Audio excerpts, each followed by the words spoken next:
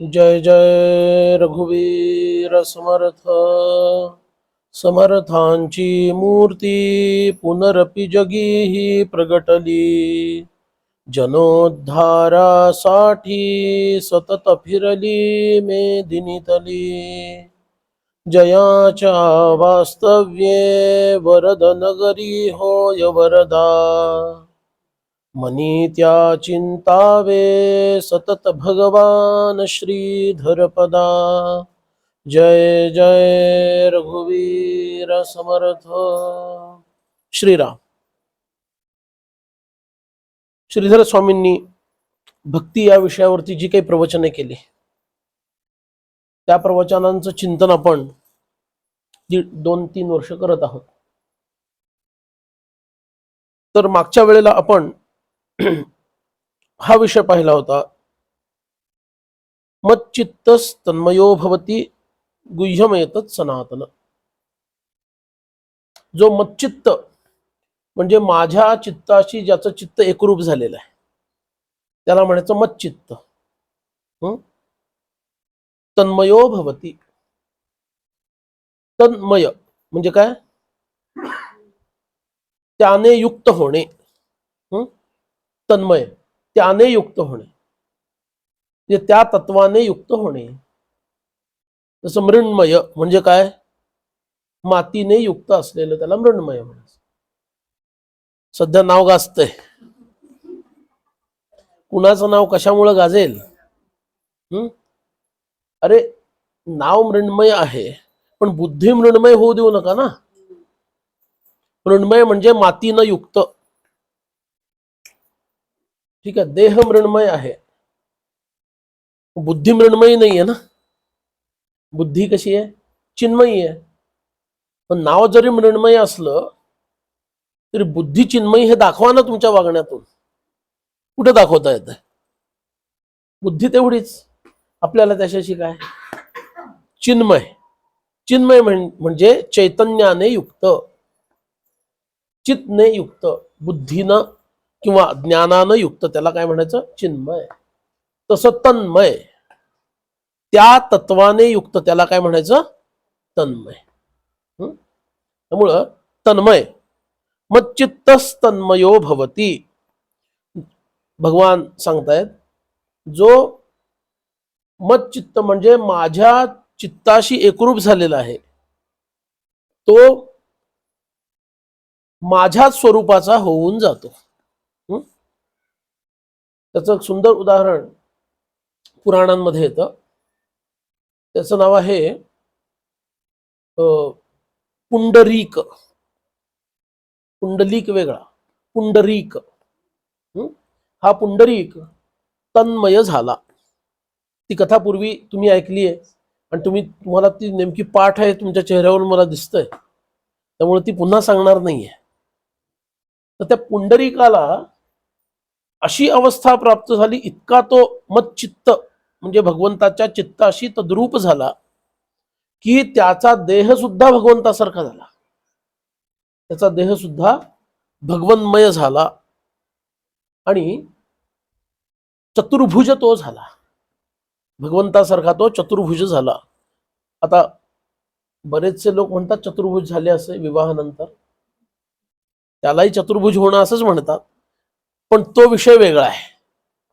कारण ते चतुर्भुजत्व नंतर चतुष्पादत्वाकडं नको, तो विषय घ्यायलाच नको. पण हा चतुर्भुज म्हणजे प्रत्यक्षात चतुर्भुज झाला. तुम्ही ऐकलं असेल तर एक थोर संत होऊन गेले, रामकृष्ण महाराज क्षीरसागर. ऐकलं का कोणी ना? नक्की ऐकलं असेल. नगरमध्ये त्यांचं स्थान आहे. बघा, ते दत्त संप्रदायी नव्हे, दत्तांशच म्हणायला हवं. आणि दत्त हे भगवान श्रीमन नारायणांचे अंश आहे. भागवत पहा, बरोबर आहे ना? म्हणजे वैष्णवांशच आहे. त्यांच्या जीवनामध्ये असा एक विशिष्ट कालावधी आला की त्यांच्यामध्ये वैष्णवी कला जागृत झाली आणि तिचं तो विश्वास आपल्याला बसावा म्हणून त्यांच्या देहावर नील वर्णाची आभा निर्माण झाली. तसे ते सावळ्या रंगाचे. पण नीलवर्णाची आभा त्यांच्या देहातून प्रकट झाली, वैष्णवी आभा त्यांच्यातून प्रकट झाली. त्याचे फोटो पण उपलब्ध आहेत आज. बरं, त्या काळामध्ये असा स्पेशल इफेक्ट काढा आणि मुद्दाम तो निळा काहीतरी कागद लावा आणि तसं असे ते फोटो नाहीये. तर प्रत्यक्षामध्ये त्यांच्या देहातून नील अशी आभा बाहेर येत होती. हे का केलं जातं? दाखवायची गरज आहे का? अजिबात नाही.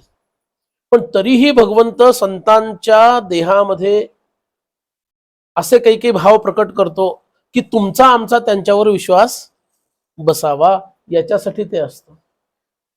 ज्यांचं पुस्तक आपण वाचतोय ते श्रीधर स्वामी, त्यांच्या बाबतीमध्ये स्वतः शिगेहळीचे महान संत शिवानंद स्वामी महाराज यांनी म्हटलं होतं की श्रीधरा, तुझ्यामध्ये वैष्णवी कला सुप्त आहे.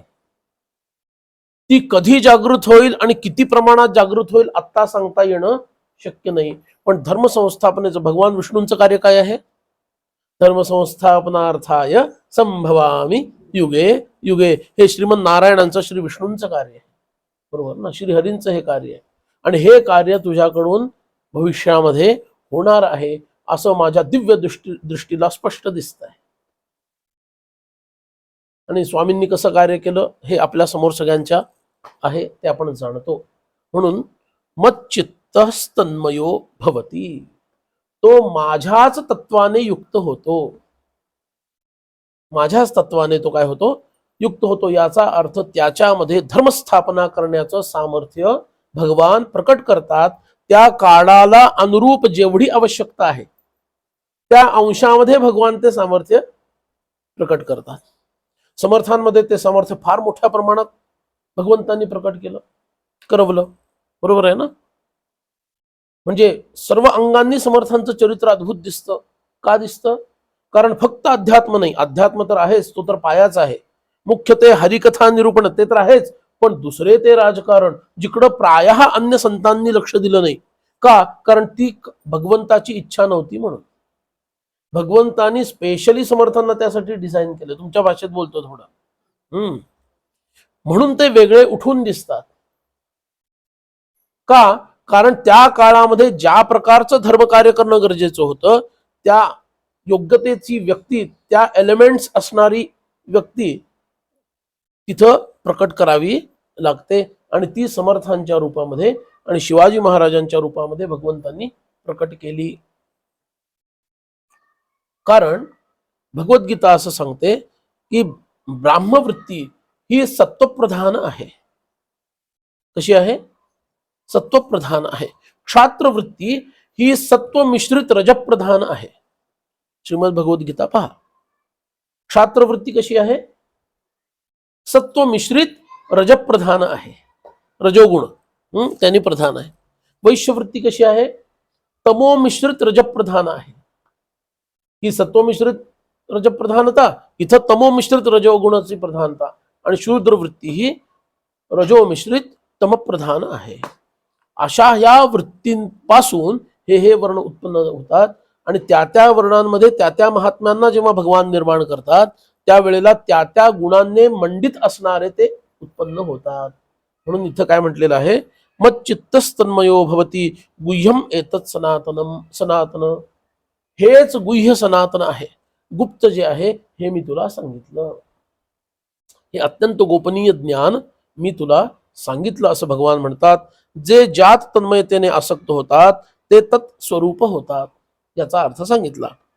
भ्रमर कीटक न्यायाने ही पुरातन गोष्ट सत्य आहे.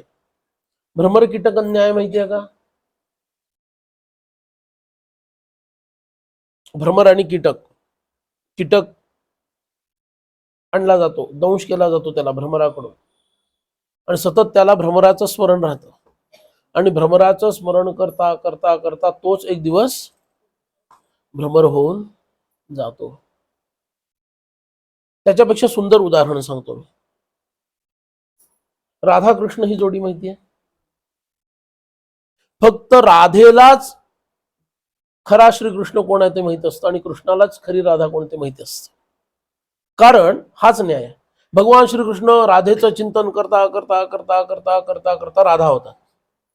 आणि त्यांचीच ती दिव्य लादिनी शक्ती भगवंताची, जिचं नाव राधा आहे, ती भगवंताचं चिंतन करता करता करता करता करता श्रीकृष्ण बनते. आणि अनादी काळापासून चालू आहे गोलोकामध्ये.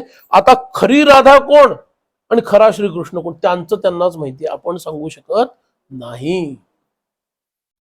त्या परमात्म्यालाच माहिती की खरी राधा कोण आणि खरा कृष्ण कोण. कारण कुणाचं चिंतन करत कोण काय बनलेलं आहे, आपली काय गती आहे, गोलोक कुठं आणि आम्ही कुठं, भूलोक कुठं, बरोबर आहे ना. म्हणून आमच्यामध्ये सुद्धा ते सामर्थ्य आहे. संतांना, स्वामींना इथे हे सांगायचं आहे, त्याचप्रमाणे गुरुचरणांचं स्मरण करता करता करता करता तुम्ही गुरुमय होऊ शकता, गुरुभावाने युक्त होऊ शकता. भगवंताच्या चरणांचं स्मरण करता करता करता भगवन्मय आपण होऊ शकतो, तन्मयः. आणि म्हणून ह्याप्रमाणे तन्मयतेने आत्मस्वरूप प्राप्त करून घेणे महत्वाचे आहे. आपल्या आत्म्यापर्यंत आपल्याला पोहोचायचं आहे. परमात्मा अज म्हणजे न जन्मणारा, त्याला काय म्हणतात, अज.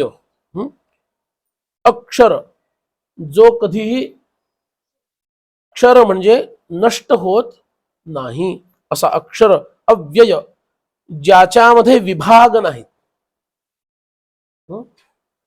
जो कमी जास्त होत नाही.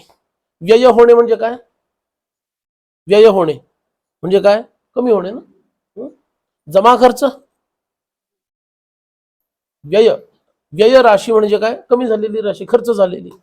भगवंत कधीही व्यय पावत नाहीत, कधीही कमी घटत नाहीत, आहे तसे राहतात. असे आहे परमात्मा. अज, अक्षर, अव्यय आहे, म्हणजे त्यास जनन मरणाधिक नाही.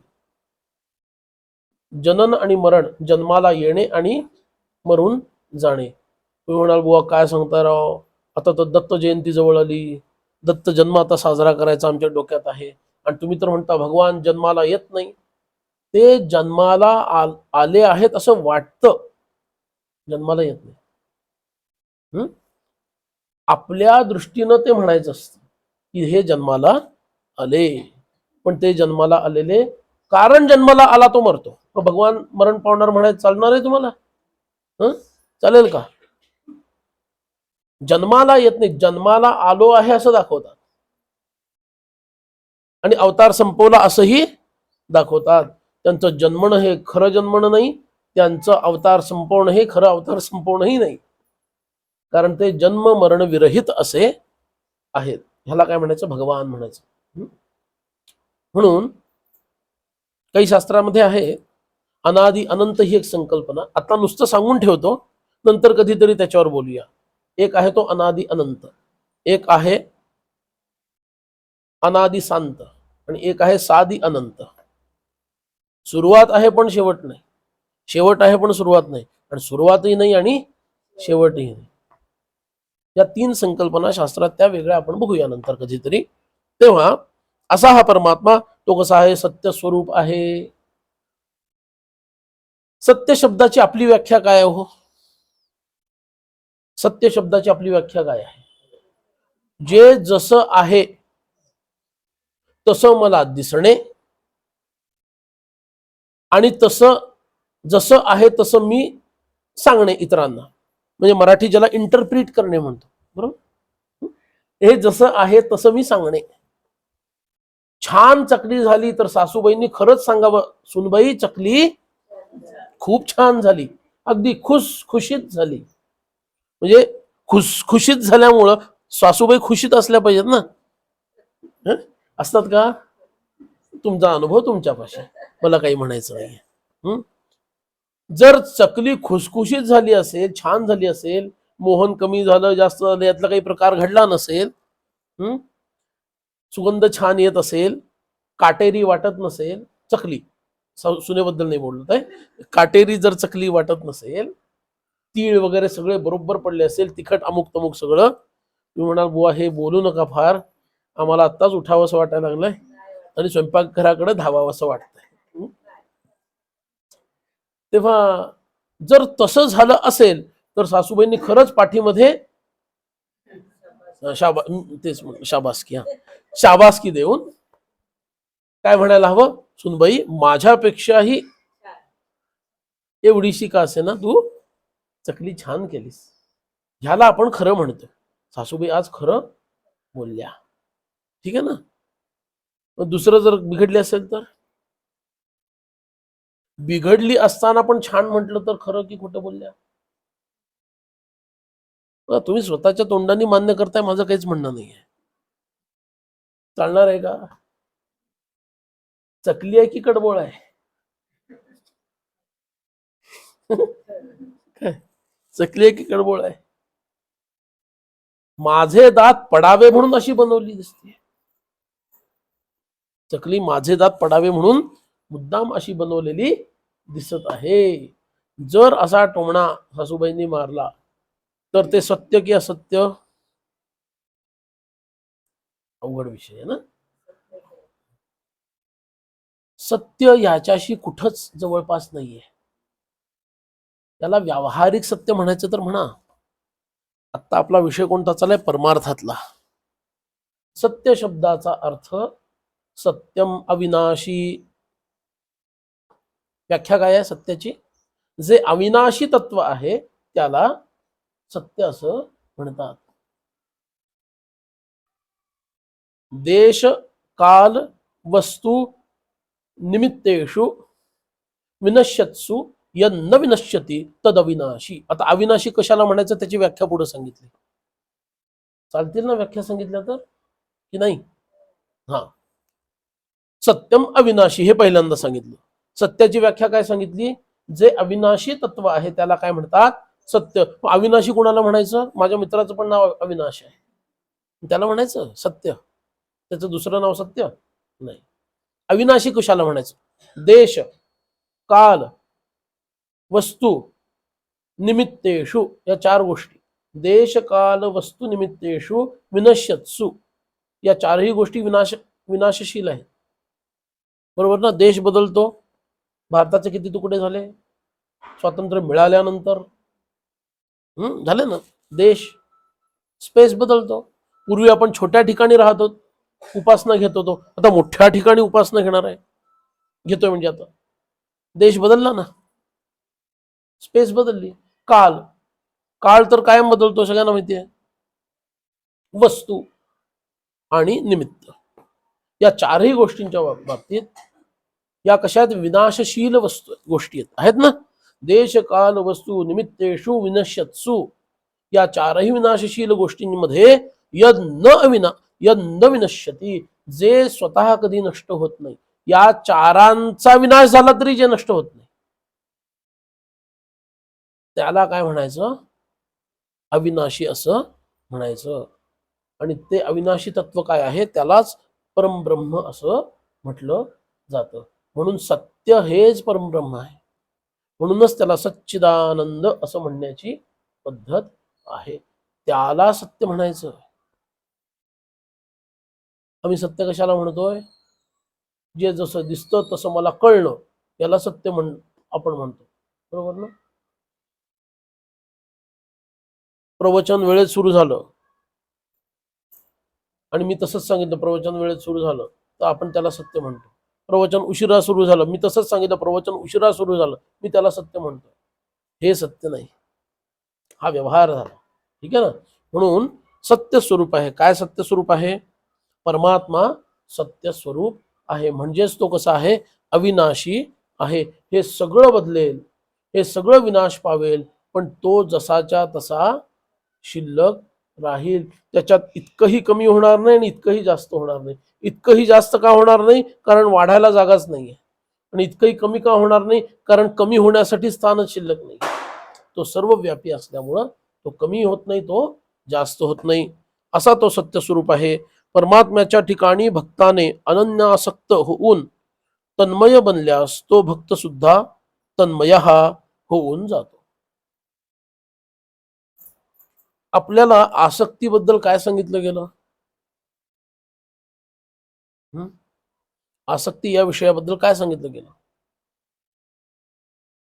आसक्ती शब्द कसा झाला? सिक्त या धातूपासून झाला.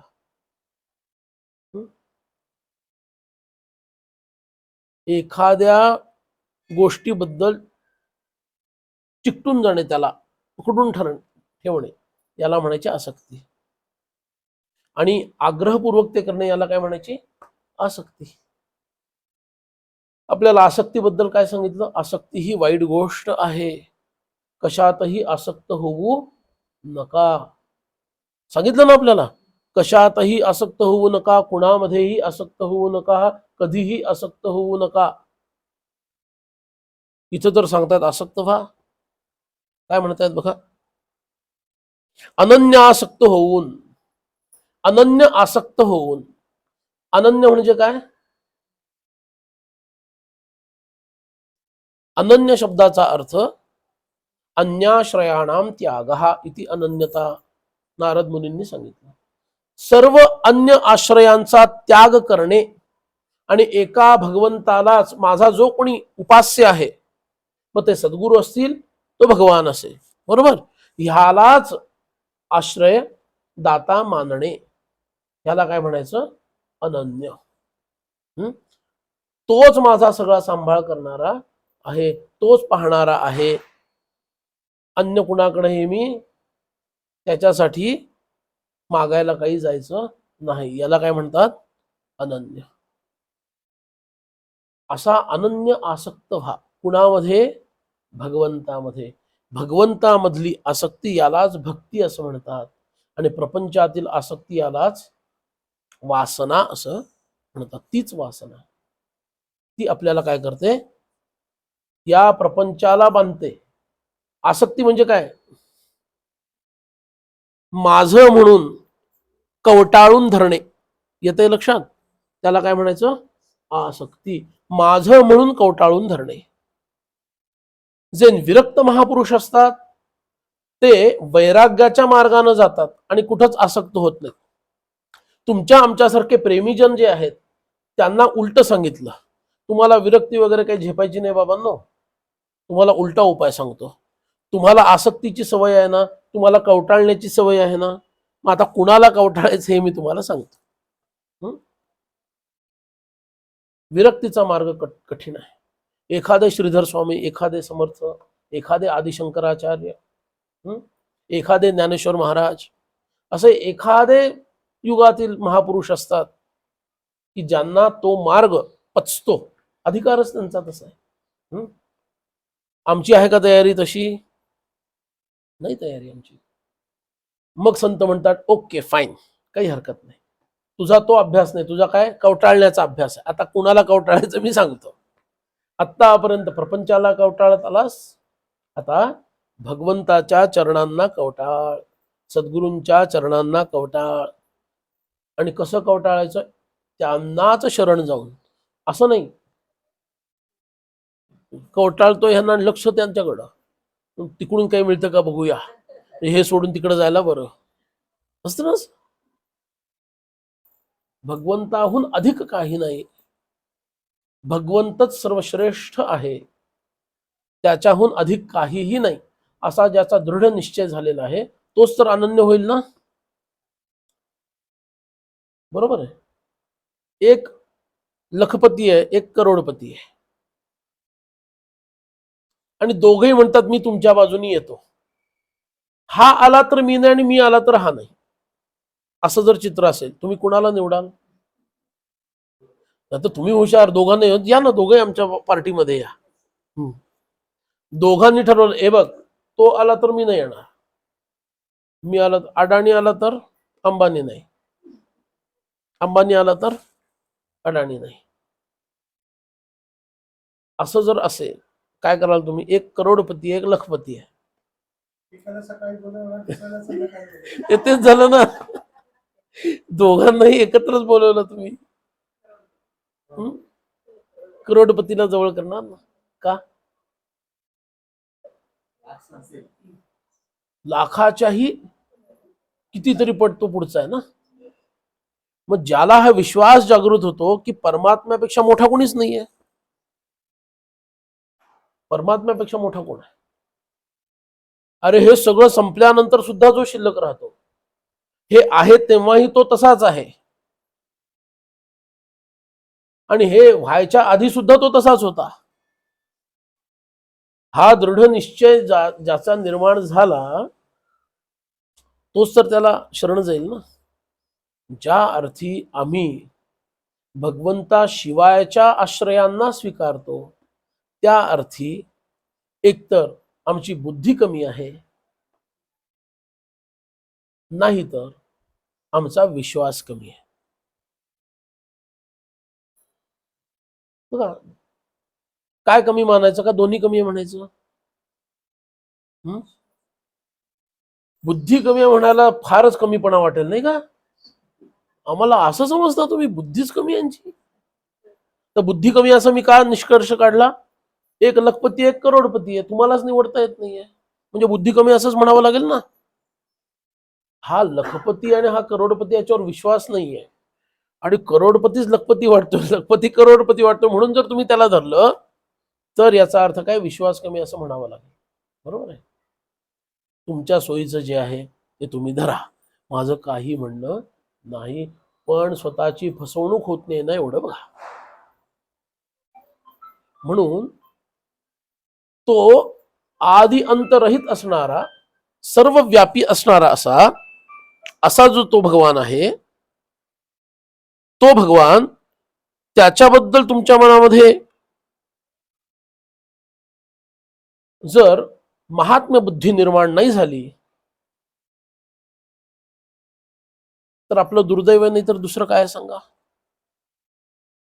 म्हणून जीवनामध्ये मोठं कोण आहे लक्षात घ्यायला पाहिजे. आणि सगळ्यात मोठा कोण आहे? प्रत्यक्ष भगवान आहे. त्याचं एक उदाहरण सांगतो. भगवान रामरायांच्या मंदिरासाठी जे काही दुर्दैवानं आम्हाला 80 वर्ष वाट बघावी लागली, 78 वर्ष, स्वातंत्र्य मिळाल्यानंतरची गोष्ट, आधीचा तर विषय बोलण्यात काही काम नाही. त्यावेळेला ज्या कोर्ट कचेऱ्या कराव्या लागल्या आणि त्यामध्ये जे वकील राम ललाच्या बाजूने लढत होते, ते रोज म्हणजे जेव्हा जेव्हा कोर्टात जावं लागत असे, चप्पल न घालता जात असत. बघा, विचार करा, चप्पल न घालता ते जात असत. का? माझ्या रामरायाचा वकील मी आहे, माझ्या रामरायासाठी मी लढतोय, त्यांनी मला ही जबाबदारी दिली आहे, आणि श्री रामांसाठी मी चाललोय, मी चप्पल घालून जाणार नाही, कारण माझ्यासाठी आज ते मंदिर आहे जिथं मी रामललाच्या त्या मंदिरासाठी लढत आहे. ते माझ्यासाठी काय? न्याय मंदिर आहे है ना. काय झाली याला म्हणायची? महात्म बुद्धी, भगवंताबद्दलची जागृत असणं, त्याची जाणीव असणं. गुरूंबद्दल ती महात्म बुद्धी हवी. ब्रह्मानंद स्वामींची गोष्ट ऐका. ब्रह्मानंद स्वामी ब्रह्मचैतन्य महाराजांच्या समोर कधीही जात नसत. आज्ञा झाली तर जायचं, तिथं उठता बसता महाराज महाराज महाराज महाराज महाराज, कधीही नाही. ते तिथं असतील हे मागं पाठीशी, महाराज बसले असतील तरी हात जोडून उभे, महाराज झोपले असतील तर हे बसतील. गुरुगीतेमध्ये काही उपदेश केलेला आहे कसं राहावं. अरे, गुरूंची सावली सुद्धा ओलांडू नये, इथपर्यंत इन्स्ट्रक्शन आहे. गुरूंची पडलेली सावली ओलांडू नये, गुरुला ओलांडल्याचा अपराध आहे. किती महात्मा बुद्धी आहे. गुरूंना तर तो ओलांडत नाहीये, म्हणजे गुरूंच्या ओलांडणे म्हणजे अंगावरून जाणे, असं इकडं पाय तिकडून टाकून त्यांच्या देहावरून जाणे म्हणजे ओलांडणे. गुरूंची सावली ओलांडली तरी तो अपराध आहे. का बरं? ते किती महान आहेत, त्यांच्याबद्दलची महात्म्य बुद्धी जागृत होणं हेच महत्वाचं आहे. परमार्थामध्ये भगवंत किंवा सद्गुरू आणि संत यांच्याबद्दल महात्म्य बुद्धी जागृत केली की आपोआप त्यांच्याबद्दल प्रेम निर्माण होतं, त्यांच्याबद्दल आत्मीयता वाटायला लागते, त्यांच्याबद्दल ममत्व वाटायला लागतं. आणि हे केवळ श्रवणानेच कळणार आहे. म्हणून श्रवण महत्वाचं. नित्य श्रवण करा, नित्य अध्यात्म ग्रंथभर ऐकता नाही आला तर सद्ग्रंथांचं वाचन करा, पण हे सतत कानावर पडत राहिलं पाहिजे. म्हणून तो तन्मय असा होऊन जातो. प्रेमानेच प्रेम मिळविले पाहिजे अथवा वाढवले पाहिजे. जे भक्त परमात्म्यास प्रेमवश करून घेतात त्यांचा परमात्मा दास होतो. तस्य दासस्य दासोहम. भगवंत असं म्हणत आहेत, भगवान इतके मोठे. आपण ऐकलं ना संत चरित्रात, आमकीची लुगडी धुतली. हम्म आता वेणाबाईंसाठी तर समर्थांनी, रामरायांनी वेणाबाईंसाठी रामाबाई झाल्या. रामराय स्वतः रामाबाई झाले. आणि वेणाबाईंनी फक्त सांगायचं, हा बाई इकडून हे इथं ठेव, तिथून ते तिथे ठेव, आणि त्या रामरायांनी रामाबाईच्या रूपामध्ये ते काम करायचं. केवढा अधिकार प्राप्त झाला. आमचे एकनाथ महाराज भगवान स्वतः श्रीखंडे झाले. 1-2 वर्ष नाही, 12 वर्ष. आणि त्यांना कळू दे, आपल्या योग मायेनं त्यांची बुद्धी झाकून ठेवली, तर एक क्षण तरी ते त्यांना काम करू देतील का? सांगा बरं. शक्य तरी आहे? एक क्षण सुद्धा ते असं करू शकणार नाहीत. भगवंताने आपल्या योग मायेनं त्यांची बुद्धी झाकून ठेवली आणि 12 वर्ष त्यांची श्रीखंड्या म्हणून काय केली? सेवा केली. आणि जाताना चटका लावून निघून गेले. मी कोण आहे सांगून निघून गेले ना. आपल्याला माहितीये कथा. काय भगवान आहे बघा, किती प्रेम करतो तो आपल्यावर. पण हा विश्वासच आम्हाला, आम्ही किती हुशार आहोत. आम्ही नाही नाही, एकनाथ महाराज ते एवढे मोठे महान संत, त्यांनाच हे सगळं जमणार, आमच्या ज्यानं काय होतंय असं म्हणायचं आणि पुन्हा प्रपंचामध्ये लिडबिडवून जायचं. हा आमचा आचरटपणा आहे. क्षमा करा. समर्थांवर ढकलायचं, एकनाथ महाराजांवर ढकलायचं, ज्ञानेश्वर महाराजांवर ढकलायचं, आम्ही मात्र नामानिराळे. असं चालणार नाही. कधीतरी त्यांच्या सहाय्यानं, त्यांच्या मार्गदर्शनाखाली आपल्याला सुद्धा त्यांच्यासारखं व्हायचा अभ्यास करावा लागेल. आणि एकदा का आम्ही तो प्रयत्न सुरू केला की भगवंत मागे राहत नाही, वेळच्या वेळी योग्य ती व्यवस्था भगवंत करून देतो. हा अनेकांचा अनुभव आहे. रामकृष्ण परमहंस देव तर म्हणत असत, अरे तुम्ही 2 पावलं टाकले तर भगवान 20 पावलं टाकून तुमच्या जवळ येणार आहे. पण तुम्ही पाऊल तरी टाका. तुम्ही पाऊल टाकू की नको, की टाकू की नको, हे चाललेलं आहे. मग भगवान पण म्हणतो, ह्याच्याकडे जाऊ की नको, जाऊ की नको. भगवंताला आम्ही घोटाळ्यात टाकतोय. तेव्हा हा दृढ निश्चय व्हायला हवा की मी गमू पंथ अनंत या राघवाचा. याचा अर्थ काय? याचा अर्थ काय? मी रामरायाच्या मार्गावर पाऊल ठेवलेलं आहे. आता मागं वळणं नाही. No retreat anymore. बरोबर ना? पण आम्ही तेच तर करतो की 4 पावलं नाही पुढे टाकत, तोपर्यंत मागं जावं असं वाटतं. आम्ही एक मुद्दा मांडला होता. म्हटलं की असा एक सत्संग काही दिवसांसाठी ठेवूया एका विशिष्ट ठिकाणी. तर म्हणाले नाही, दिवाळी आहे, अमुक आहे, तमुक आहे, असं आहे. मी म्हटलं जे लोक येणार आहेत ते विशिष्ट लोकांसाठी, त्यांची वयोमर्यादा काय आहे म्हटलं? सगळे 60+. अजून दिवाळी हीच करावीशी वाटते? कडबोळी आणि ते अनारसे आणि ते हीच दिवाळी आहे? आपल्या आतला दिवा कधी पेटवायचा? आत्मदीप उजाळावा म्हणून दिवाळी आहे ना. आतला दिवा लागत नाही म्हणून बाहेर पणती लावावी लागतीये. दिवाळीचा मूळ उद्देश काय आहे? दिवाळीचा जसा भौतिक उद्देश, त्याचंही महत्व आहे, नाही असं नाही, असलंच पाहिजे. पण दिवाळीचा मूळ उद्देश काय आहे? तुमच्यातला आत्मदीप पेटावा, हाच तर उद्देश आहे ना दिवाळीचा. मग तो कधी पेटवणार? सद्गुरु कृपेचा फराळ कधी करणार? का हाच फराळ करायचा नुसता? सद्गुरु कृपेचा फराळ करायला हवा ना, तो कधी करणार? पण आम्हाला याच्यातच मोठेपणा वाटतो, याच्यातच आनंद वाटतो. आम्हाला त्याच्यातून बाहेर यायची आमची तयारी नाही. आणि त्याला कारण काय करायचं?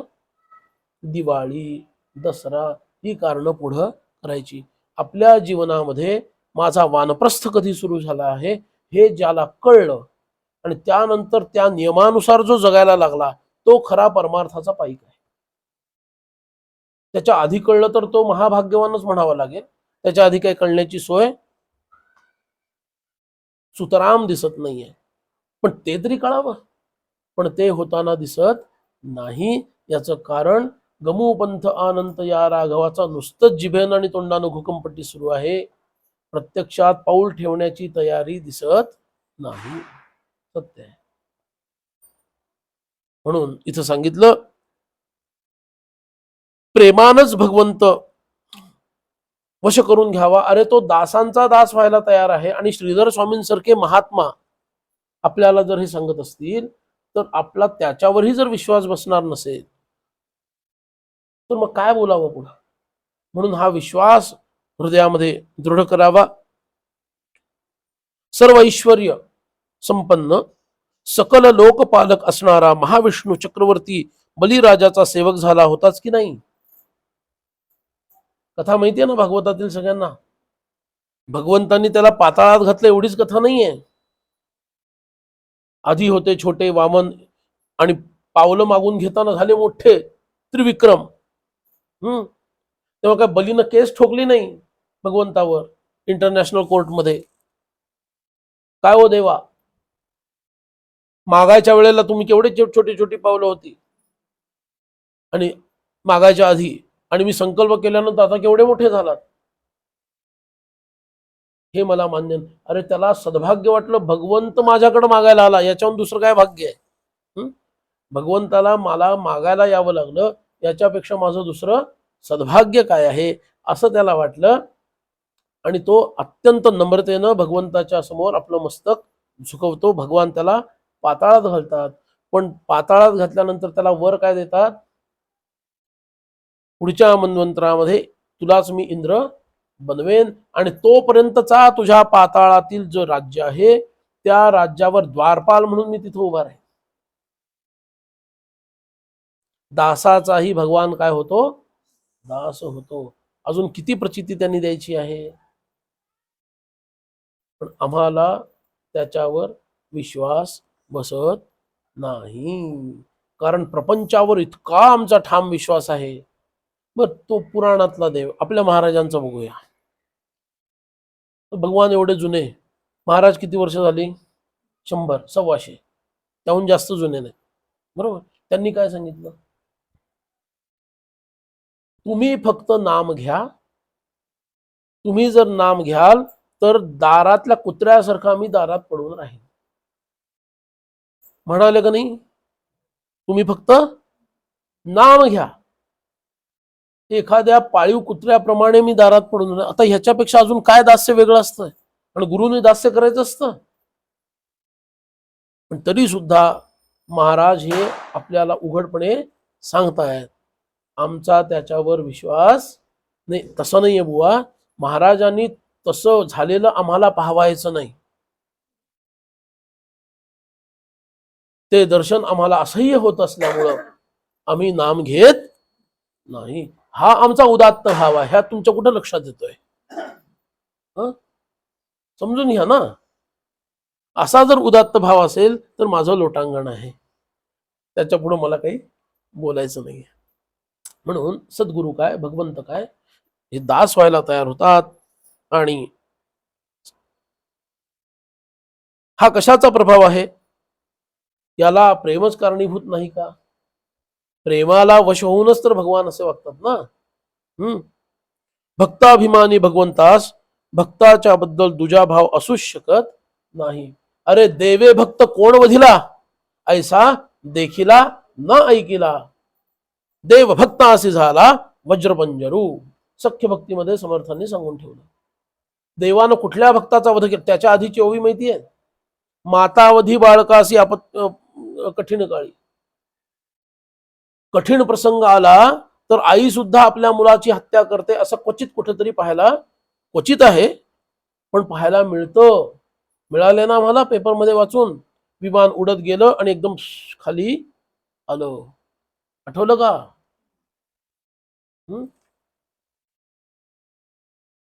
कुठल्या पदासाठी, केंद्रातल्या पदासाठी. मुलाला रेकॉर्डिंग चालू आहे, बोलायचं नाही मोठ्यांनी. कळलं पाहिजे. काही वर्षांपूर्वी तुम्ही पेपरमध्ये वाचलं असेल, आपला व्यभिचार आपल्या 9 वर्षाच्या मुलीनं बघितला. हे त्या आईला अर्थातच भीती वाटली. ती मुलगी तर सहन करूच शकत नव्हती, छोटी मुलगी असली तरी काय झालं.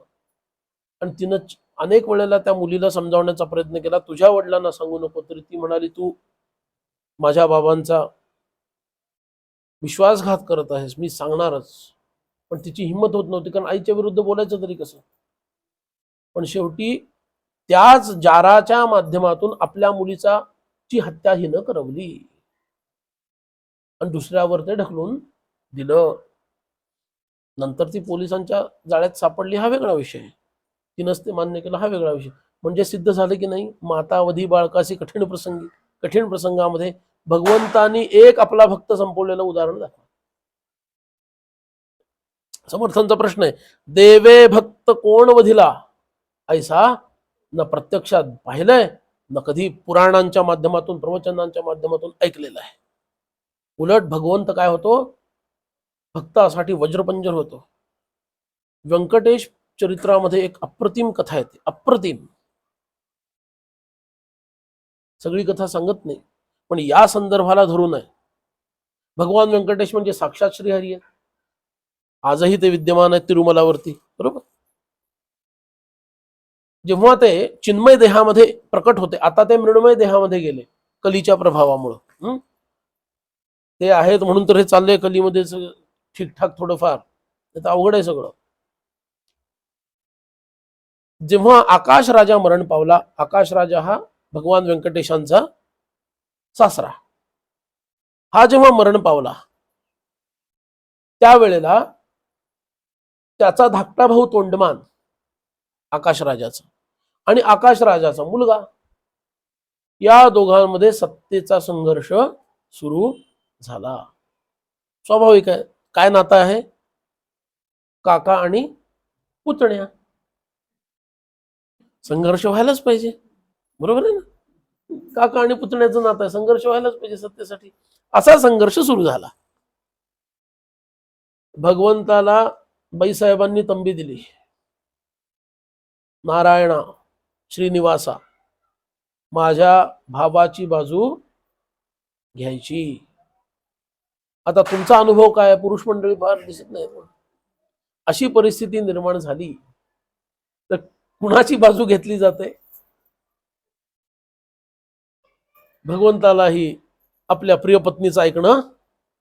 रामायणात पण तेच केलंय, महाभारतात ते, कृष्णावतारात तेच केलं, इथं काय वेगळं करणार आहे. चला जाओ, ते सुवर्णमृग घेऊन या, गेले की नाही मागं धावत धावत धावत. कृष्णावतारामध्ये चा मला प्रद्युम्नासारखा सुंदर पुत्र हवाय, चला जा तपस्या करायला जा. गेले चुपचाप. भगवान शंकरांना म्हटलं, माझ्या प्रिय पत्नीसाठी एक पुत्र द्या, तथास्तु. आले परत. जांबवतीला तितका सुंदर पुत्र झाला. 2 अवतारामध्ये जे केलं तेच आता पुढं करणार आहे. काय केलं पुढं, बायकोनं सांगितलं त्याप्रमाणे भगवान तोंडमानाच्या विरुद्ध उभे राहिले युद्धाला. पण भगवान हे भगवान आहे, लक्षात घ्या.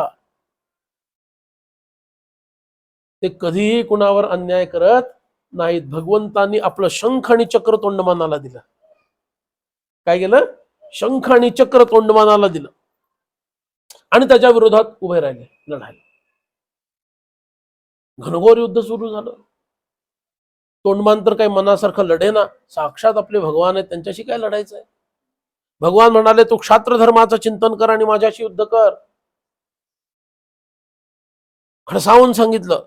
मग तोंडमानाला अशी शक्ती आली. बरं, शक्ती देणारे कोण आहेत, हेच आहेत की.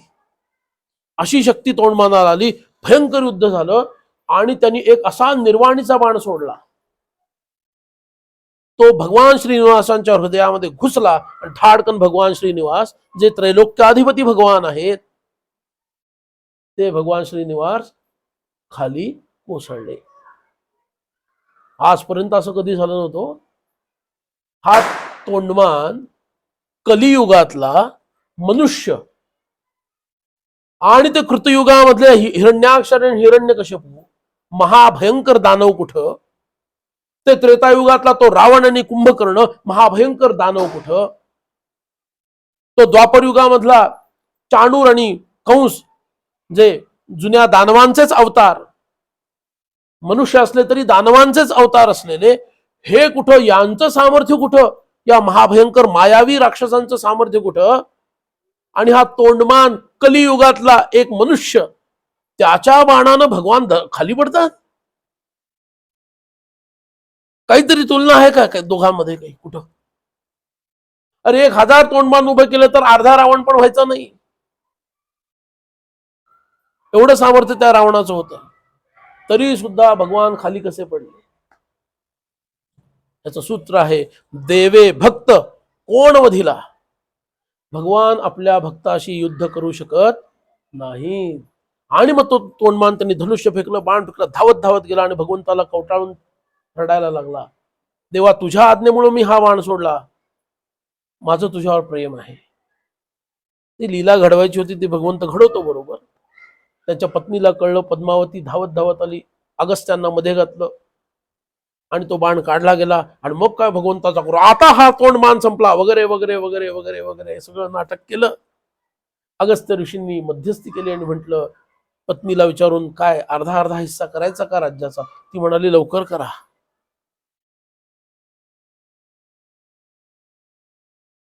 म्हणून भगवंत हा भक्ताला कधीही मारू शकत नाही, त्याचं अहित तो कधीही करत नाही. हे या कथेचं सार आहे. रावणाला संपवणारे भगवान, कंसादिकांना संपवणारे भगवान, हिरण्यकश्यप आणि हिरण्याक्षाला संपवणारे भगवान त्या तोंडमानाच्या पुढे खाली पडतात. याच्यातच त्यांच्या भक्ताबद्दलचं प्रेम काय होतं, सिद्ध होतं. हे भगवंताचं महात्म्य. म्हणून भगवान श्रीनिवासांचं हे भक्तवात्सल्य आपल्याला लक्षात यायला पाहिजे. म्हणून इथं म्हटलेलं आहे, भक्ताभिमानी भगवंतास भक्ताबद्दल दुजा भाव असूच शकत नाही. तो अखंड आपल्या भक्तावर प्रेम करतो. केवळ स्वयंपाकाचा विचार केल्याने किंवा स्वयंपाक क्रियेचा अभ्यास केल्याने भूक शमणार नाही. हे तर सगळ्यांनाच मान्य आहे का नाही मान्य? हा, मान्य. पोट भरण्यासाठी स्वयंपाक करूनच जेवलं पाहिजे. आधी काय करायला पाहिजे? स्वयंपाक केला पाहिजे आणि तो केल्यानंतर मग तोच स्वयंपाक आपण जेवला पाहिजे. त्याप्रमाणे केवळ ज्ञानमात्राने मुक्ती मिळणार नाही, तर त्यासाठी ज्ञानाला भक्तीची जोड अत्यावश्यक आहे. स्वामींचं हे सांगणं आहे. कशाची आवश्यक आहे जोड? भक्तीची जोड ज्ञानाला असणं आवश्यक आहे. श्रीमद भागवतामध्ये नैष्कर्मम अप्यच्युत भाववर्जितम असं म्हटलेलं आहे. न शोभते ज्ञानमलम ही पुंसाम, म्हणजे सर्व संग परित्याग करून संन्यास ग्रहण करताच मुक्ती मिळत नाही. संग परित्याग झाला, तुमच्या मनातून संसार निघून गेला, म्हणजे भगवान तुमच्या हृदयात प्रगटला असं होत नाही. तो प्रकट करण्यासाठीची प्रक्रिया अवलंबावी लागते की नाही लागणार? लागणार ना. तुम्हाला दूध मिळालं याचा अर्थ लोणी तुमच्या हातात आलं असं नाही का? आलं हातात लोणी, पुढच्या प्रक्रिया कराव्या लागतील ना. बरं, दुधात लोणी नाही आहे का? मग दुधात लोणी आहे की नाही? दुधात लोणी नसतंच तर कितीही घुसळा आणि काय वाटेल ते करा, ते बाहेर निघणं कदापि शक्य नाही. दुधात लोणी आहे पण ते लोणी स्वतंत्रपणे मिळत नाही का? ती जी प्रक्रिया आहे घुसळण्याची, म्हणजे दुधाचं दह्याचं रूपांतर पुन्हा घुसळून ते ताक आणि लोणी वेगळं काढणं, ही जी प्रक्रिया आहे ती करावीच लागेल, असं आहे ना. म्हणून सर्वसंग परित्याग केला, हृदयामधला सगळा प्रपंच बाहेर काढून टाकला, नको हा प्रपंच, हे काम केलं, त्यालाच वैराग्य असं म्हणतो. हे साधलं तुम्ही, म्हणून तुम्हाला भगवत प्राप्ती होत नाही. त्याला बाहेर न काढता जर भगवत प्राप्ती झाली असती तर तो बाहेर काढावा लागलाच नसता. लक्षात घ्या, मुद्दा लक्षात घ्या. प्रपंच हृदयातून बाहेर काढला नसता आणि तरीही भगवत प्राप्ती झाली असती तर तो प्रपंच हृदयातून बाहेर काढणं हा मुख्य विषय आहे की भगवत प्राप्ती करून घेणं हा मुख्य विषय आहे? काय मुख्य विषय आहे? भगवत प्राप्ती करून घेणं हा मुख्य विषय आहे. जर तशी प्रक्रिया असती तर कशाला काढला असता आम्ही बाहेर? पण त्याच्याशिवाय तो प्रकट होत नाही म्हणून तो संसार बाहेर काढायचा आहे. पण संसार आता बाहेर निघून गेला याचा अर्थ भगवंताची प्राप्ती झाली असं होत नाही. आणि याचा रोज तुम्हाला अनुभव आहे, रोज अनुभव आहे. तुम्ही रोज तुमच्या हृदयातून प्रपंच बाहेर काढता रात्री झोपायच्या वेळेला की नाही काढत? सांगा. वेदांत शास्त्र काय सांगतं, पंचदशी काय सांगते? तुम्ही रात्री झोपता म्हणजे काय करता? डोळे मिटता. अरे काय उत्तर आहे हे, लहान पोराचं उत्तर झालं. तुम्ही रात्री झोपता म्हणजे काय करता? तुम्ही रात्री झोपता याचा अर्थ प्रपंचाला आपल्या हृदयातून बाहेर काढण्याची प्रक्रिया अवलंबता. ते बाहेरून दिसताना डोळे पहिलं तर आडवं होणे, मग डोळे मिटणे, आणि त्याच्यानंतर हळूहळू हळूहळू इंद्रिय शिथिल होणे. इंद्रिय शिथिल झाल्यानंतर हळूहळू मन ज्या अहंकारातून निर्माण झाला तो अहंकार, तो अहंकार ज्याच्यातून निर्माण झाला ते महत्त्व असणारी बुद्धी, आणि बुद्धी ज्याच्यातून निर्माण झाली तो आत्मा. हा तुमचा प्रवास आहे, बरोबर ना? हे तुम्ही करता म्हणजे काय करता? तुमच्यातील प्रपंच त्यागता. नको हा प्रपंच, नको हा संसार, नको ही मुलं बाळ, नको हा नवरा, नको ही बायको, नको आई वडील, नको हे घर, नको धनधान्य, नको संपत्ती, नको हा देह, नको ही इंद्रिय, नको हे मनबुद्धी अहंकार, असं म्हणता आणि तुम्ही झोपी जाता. अन्यथा तुम्ही झोपी जाऊ शकत नाही. येतं लक्षात? हा रोजचा तुमचा अभ्यास आहे. भगवंत मिळाला असं म्हणू शकता? मला रोज रात्री झोपल्यानंतर भगवंताचं दर्शन होतं असं? अख्खा प्रपंच तर तुम्ही काढून टाकला ना देहातून, मनातून, चित्तातून. चित्तातून प्रपंच काढला म्हणजे भगवत दर्शन होत नाही. त्याला शोधण्याची प्रक्रिया. हा, तो प्रपंच एकदा मनातून गेला की ते शोधणं सोपं आहे. का? कारण बाकी सगळं गेल्यामुळे एकाला शोधायचं आहे. आता काय लाखामध्ये एकाला शोधायचं आहे. शोधणं सोपं कोणतं? लाखातल्या एकाला शोधणं सोपं की निर्मनुष्य ठिकाणी एकाला शोधणं सोपं? काय सोपं आहे? निर्मनुष्य ठिकाणी एकाला शोधणं सोपं आहे. तुम्ही ते सगळं स्थान निर्मनुष्य केलं. प्रपंच रूपी सगळ्या वासना, भावना, कामना, संकल्प, विकल्प सगळं काय केलं? काढून टाकलं. सगळ्या गोष्टी तुम्ही निर्मनुष्य केल्या. आता मला त्याला एकट्याला शोधायचा जो सगळ्यात शेवटी सापडणार आहे. मग त्याला शोधू शकता ना. पण एवढं केल्यावरच मी खुश झालो, बस झालं माझं काम, असं म्हणून जर तुम्ही हुश्य करून थांबलात तर तो तुम्हाला सापडेल का? त्याला शोधल्याशिवाय तो बाहेर येत नाही. हा त्याचा स्वभाव आहे. समर्थांनी सांगितलं दासबोधामध्ये काय? सर्व सांडून शोधा मजला, ऐसे देवची बोलिला, परंतु लोकी अमान्य केला शब्द भगवंताचा. काय समर्थांनी स्पष्ट सांगितलं हो. लोक म्हणतात जमायचं नाही. कुणाला? भगवंताला सांगतायत जमायचं नाही. नाही तर समर्थांनी लिहिलं कशाला असतं? सर्व सांडूनी सोडा मजला, ऐसे देवची बोलिला, लोकी शब्द अमान्य केला भगवंताचा. आणि त्या लोकांमध्ये मी सुद्धा, हे महत्वाचं आहे. या लोकात मी पण मोडतो हे मला कधी कळणार? म्हणून मला त्यातलं व्हायचं नाही. म्हणून दुःख भोगती, सर्व काळ कष्टी होती, अंतरी सुखची इच्छिती, परिते कैचे. म्हणून शहाण्याने ऐसे करू नये, भगवंत म्हणेल तेची करावे, भगवंतास धुंडीत जावे ब्रह्मांडा उपरी. भगवंताचा शोध घ्या म्हणताय समर्थ. त्याला शोधल्याशिवाय तो सापडत नाही. त्याला शोधण्याची प्रक्रिया काय आहे? त्याला हाका मारणे. त्याला मीराबाई वेड्या होऊन रस्त्यातून ज्या धावत होत्या त्या काय लोकांना प्रदर्शन करण्यासाठी दाखवत होत्या? बघा माझी भगवंताबद्दल भक्ती किती आहे हे दाखवण्यासाठी त्या धावत होत्या? नाही.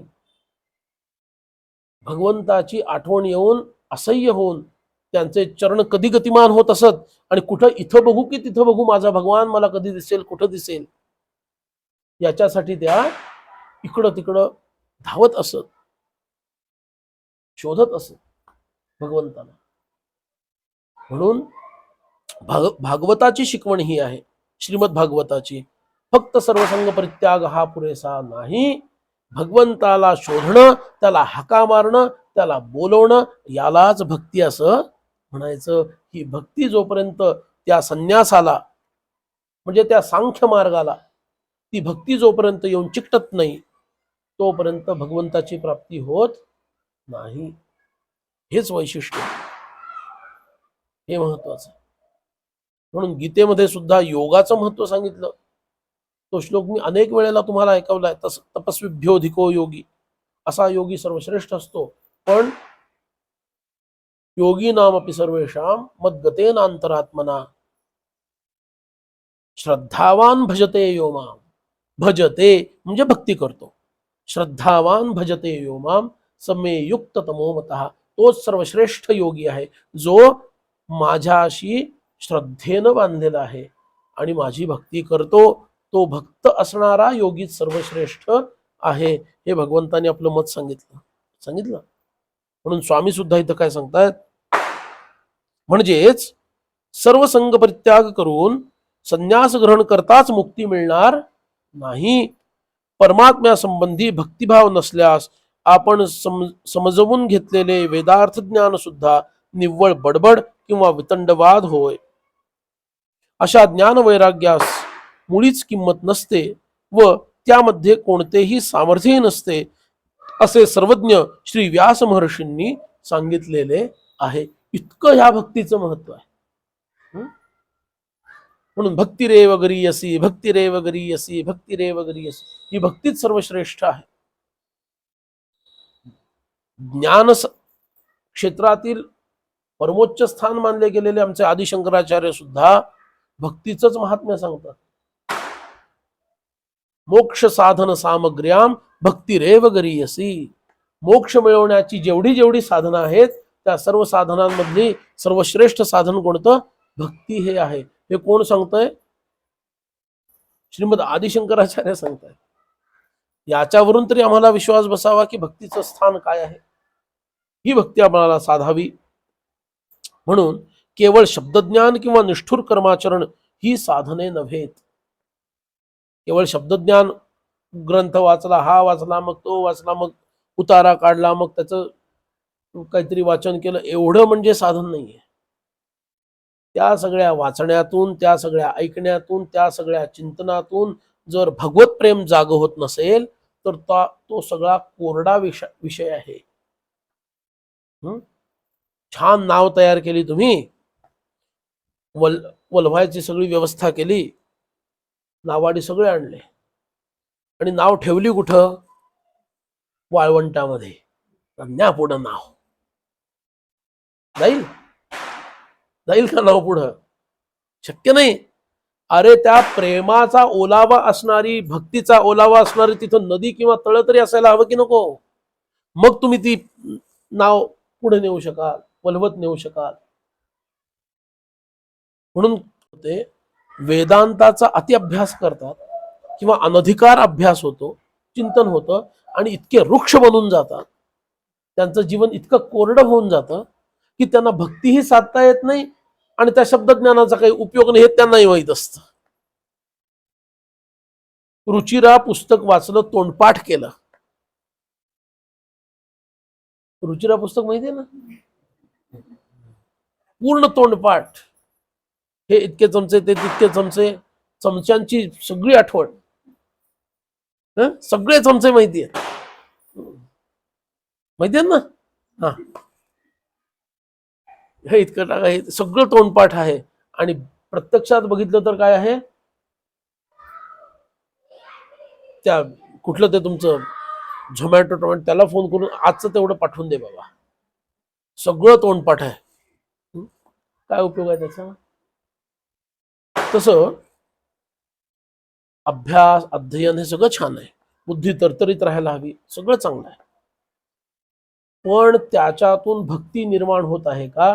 झालेली निर्माण असलेली भक्ती पल्लवित होत आहे का, वाढत आहे का, इकडं त्या लोकांचं लक्ष असायला हवं, असं स्वामी आग्रहांनी सांगितलं. म्हणून ही साधनं पुरेशी नाही आहेत, त्या सर्वांना भक्तीच्या तेजाची प्रकाशाची नितांत आवश्यकता आहे असं म्हटलं.